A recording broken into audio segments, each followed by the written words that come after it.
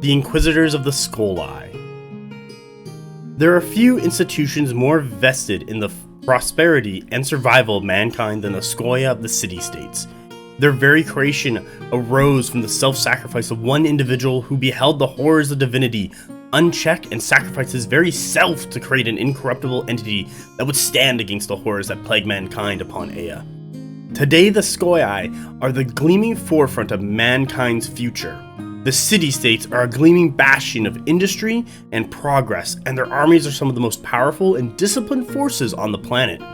But all of these actions are the efforts of their gleaming, open, and visible right hand. The Scholae have spent countless resources plundered well past all ethical and moral limits of research to create the Inquisitors, the left hand of the Scholae. Crafted from the bodies of criminals and traitors, the bodies of each Inquisitor is bloated to monstrous proportions through the judicious applications of smuggled spire growth factors and live phlogiston, the expense of which alone would beggar some smaller kingdoms.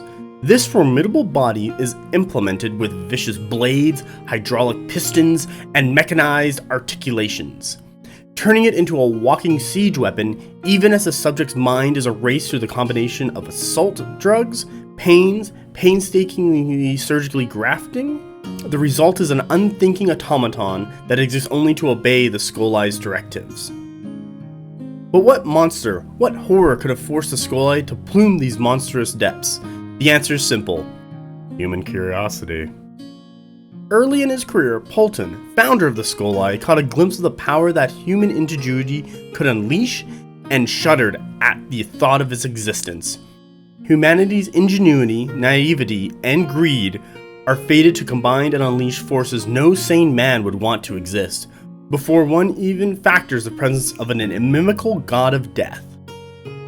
And so, the Inquisition was born. Not to hunt witches and devil summoners, not to hunt diabolicalists and dirgerists who would threaten mankind with their short-sightedness, but hunt down the best and brightest of mankind, thus ensuring that their unwitting contributions do not doom mankind to extinction. Its Inquisitors work openly in the city-states themselves, their hulking presence in the academic city-states a constant reminder of who holds the reins. Outside the city-states, the Inquisitors are paired with an Eidolon to form an autonomous quad, which works to track down, identify, and neutralize inventors and technological development that the Scholae consider too dangerous to be allowed to operate. The sheer scope, ambition, and audacity of this work would beggar belief and induce most sane men to scoff at the mere notion it could be true. This simple fact shields the Scholae's work from the eyes of the masses, better than any amount of subterfuge or bribery could. Its work has continued for centuries, its methods and targets growingly increasingly refined as the Scholae learn to target those innovations which would bring about revolutionary change, threaten the status quo, while allowing smaller increases to efficiency to go through so as the bludgeoning population of the human realms might endure.